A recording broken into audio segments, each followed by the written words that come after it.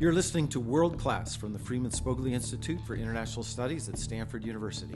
We bring expertise on international affairs from Stanford's campus straight to you. I'm Michael McFaul, host of World Class and director of the Freeman Spogli Institute. My guest today is Larry Diamond. He's a senior fellow here at FSI and at our Center on Democracy Development and Rule of Law, as well as a senior fellow at the Hoover Institution. He is known to some as Mr. Democracy, most certainly to me he is, because of his work on democracy. I think probably, if not the most prolific person on democracy over the last 30 years, at least top three or one of them. And that's why I was surprised, I want to tell you honestly, Larry, when I heard you were writing another book after so many books that you have written. The book was just published this summer. It's called Ill Winds: Saving Democracy from Russian Rage, Chinese Ambition, and American Complacency. Thanks for joining the podcast. Thank you, Mike. I really appreciate your having me. So let's start with why in God's name. I think I have 30 books that say authored or edited by Larry Diamond in my office. Why did you decide or feel compelled to write this particular book? Well, the answer is very simple. I think we're at a unique and potentially profound turning point in world history, Mike. What I describe in the book is a possible hinge in history where the post-Cold War world that's been dominated by liberal values, liberal in the sense of liberal democratic institutions, and a strong normative prevailing consensus and global diplomatic and institutional momentum for freedom, democracy, rule of the law, human rights, and all these other values that are so fundamental to who we are as a people. This is coming to an end, or at least it's under severe challenge from Russia, China, Iran, and from many countries that were until recently democracies or are in danger of soon no longer being democracies. So I felt we were in a new and urgent situation that required a kind of focused analysis and a strong set of recommendations for how to climb out of the hole that we are sinking into.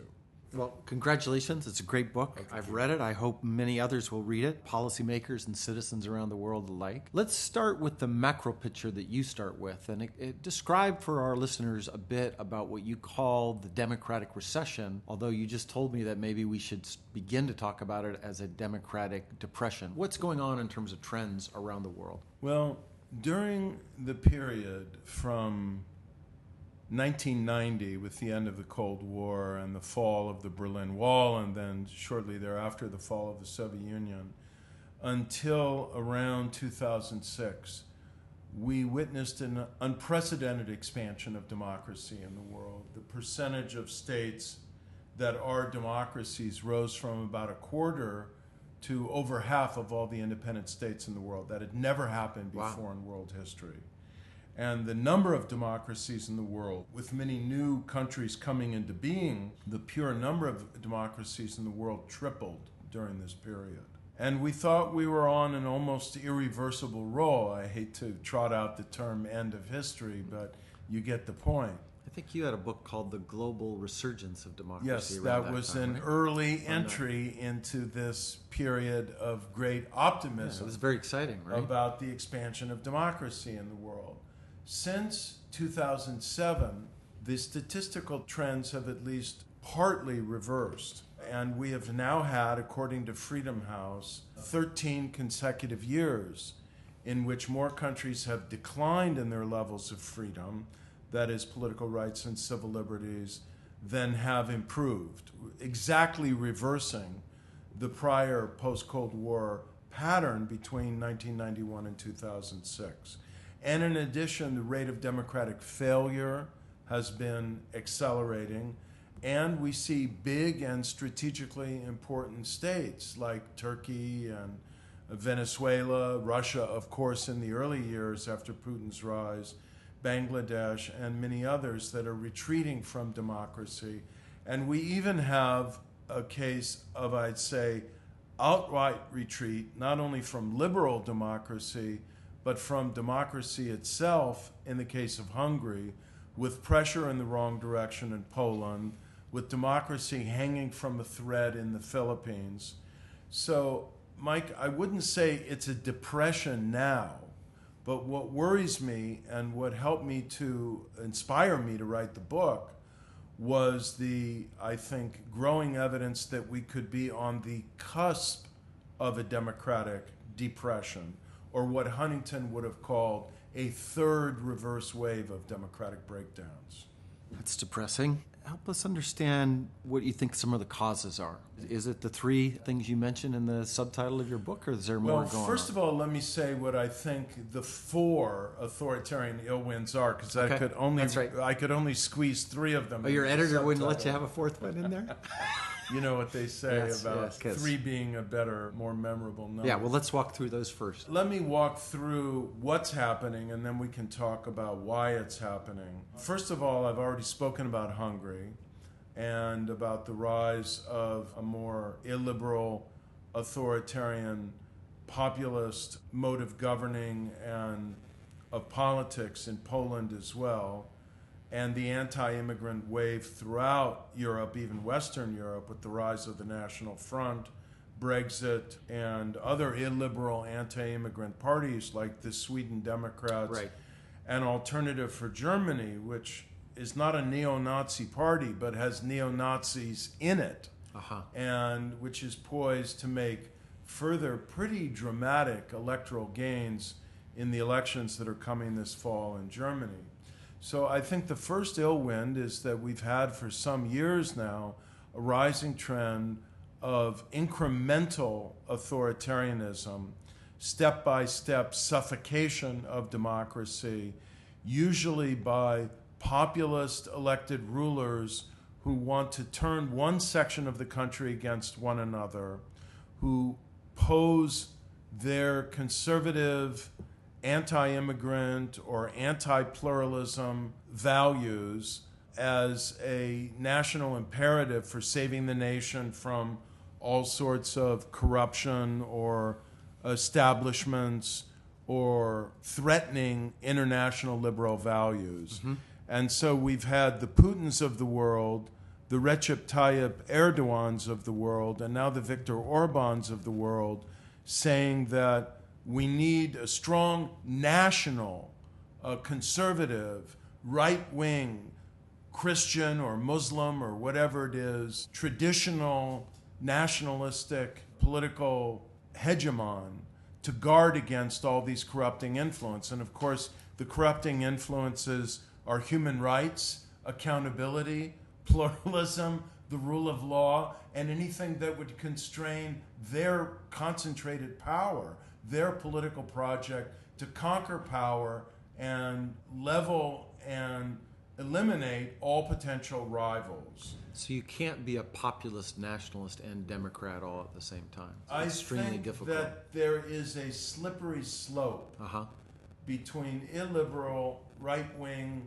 anti-immigrant, anti-pluralist populism that paints the party leader as the savior of the country and the political establishment and virtually all political rivals as corrupt betrayal of the real interests of the people. There's a slippery slope between that and the descent into pretty raw authoritarianism, although it happens incrementally. And we've seen this slide happen, I think, fairly rapidly after Putin came to power in 1999, fairly rapidly after Hugo Chavez came to power in Venezuela around the same time, much more gradually after Erdogan took power in Turkey. You'll recall in the early years, a lot of us had hope that he would just be a Muslim Democrat in the way that Konrad Adenauer was a Christian Democrat.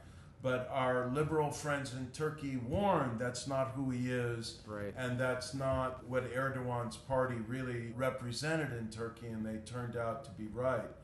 And so the first ill wind is that you see this process of creeping what we call autocratization, and I've got a different term for it, the autocrat's 12-step program of gradually decimating, piece by piece, the independence of the judiciary, the independence of the media, the autonomy of civil society, space for people to criticize the leader, the ability of the business community to support anybody except the ruler and his party.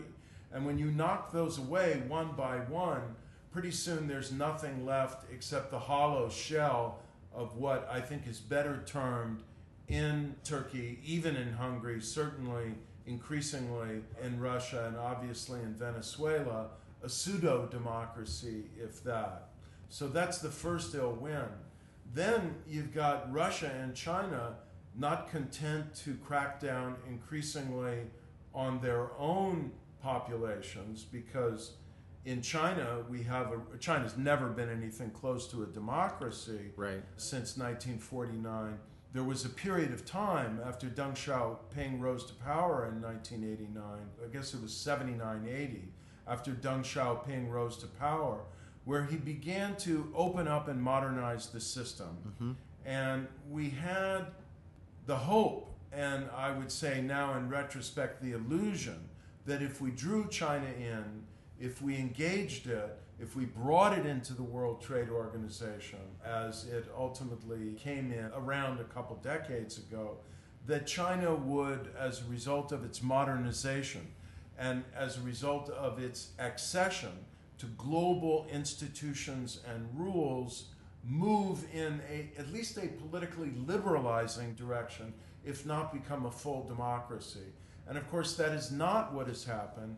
Under Xi Jinping, China has become a much more authoritarian, if not neo-totalitarian state. We have the end of term limits, the concentration relentlessly of political power in Xi Jinping personally, who can now remain as a leader of China forever, and a very small cabal around him in the Politburo Standing Committee and the senior ranks of the Chinese Communist Party. Much less freedom of speech, less political pluralism, less of any kind of checks and balances within the Communist Party, and more ideological indoctrination and control. And both of the authoritarian trends within Russia and within China now have much more muscular and ambitious international dimensions of reaching out and trying to reshape the world, reshape norms, reshape global institutions in their own authoritarian images, and even using, in the case of Russia, hard power to try and undermine the very vulnerable democracy in Ukraine, to pressure other former Soviet states in, I guess, what is called the near abroad, and then to come at the election systems in Europe and the United States. And as we've documented in our very important FSI report in June of this year, to intervene in those elections and try and undermine our actual democratic processes. So these are very, very new and worrisome ill winds for democracy globally that are now blowing from Russia and China. So that is relatively new, right? That's the argument, that before they may have been focused on oppression at home, but now they're actually exporting these kinds of... I think it's relatively new for Putin. And of course, it's not that Russia under Putin wasn't doing mischievous things Good point. Before 2015 or whatever. We had Russia's invasion of Georgia in the final year of the George W. Bush administration. But I think Putin has become unleashed, if you will. Yeah, you call it Russian rage. That's a very colorful word, yes. And much more aggressive and ambitious. And now he's found a very cost-effective way of inflicting damage on democracy through disinformation and the penetration of the electoral space of democracies that we thought was sacred and secure, and have discovered it's not. With China, Mike, I think the story is a little bit different. Since coming to power in 1949, and even before, the Chinese Communist Party has had foreign overseas linkages, has had a united front strategy of trying to cultivate ties with sympathetic actors abroad, many of them unwitting in terms of how they were being used, and with members of the now 60 million strong Chinese diaspora around the world. But this has been ramped up and extended under Xi Jinping to a degree that we have never seen before, right, with Chinese influence activities extending into universities, into think tanks, into corporations, into Chinese language media overseas, and certainly into extremely aggressive and I'd say illegal under international law technology transfer practices that are boldly trying to create a new world of Chinese influence and even Chinese domination by the People's Republic of China. Let's mention one more ill wind, American complacency. Tell us what you mean by that. The term American complacency has embedded in it, I think, several strands. One strand is literally that I think we have become, as a people, too much assuming about the security and inevitability of our liberal democracy. So complacent in the expectation that we don't have to worry about democracy, it'll take care of itself. It doesn't require our active attention and participation. Secondly, I think we've become complacent about the rising trends of deterioration in our democracy that particularly may be witnessed in the deepening polarization of our politics. Right. Both mass politics, with people becoming so intense in their feelings about parties and politicians that they won't even talk to people from the other side, right, or have them at the Thanksgiving dinner table, and with people becoming apathetic about illiberal and intolerant statements on the part of political leaders. And I'm sad to say I don't take joy in having to criticize the sitting president, but some of the statements of our own president that are not consistent with liberal and democratic values and the kind of basic precepts of a tolerant and pluralistic democracy in which everyone is recognized as having the right to speak and have their positions, and in which violence can never be encouraged, condoned, laughed at, or winked at. And with that happening, just so I understand that kind of argument, it means we are not inspiring others abroad, we're not helping Democrats abroad. You have some prescriptions for what to do next. I would put it more baldly than that. First of all, we obviously should care about the fate of our own democracy. Right, good point. And it's becoming less functional and less capable of addressing our major problems because of the intense level of political polarization. Mm-hmm. But secondly, as people perceive the dysfunction in American democracy and the apparent declining resolve on the part of the United States, or at least on the part of the elected leadership of the United States, to defend human rights principles and norms abroad, autocrats around the world perceive that they have more license, more space, right, to purge their Supreme Courts, crack down on their media, arrest their opponents, with the assumption that the United States is not going to condemn them and is not going to impose any costs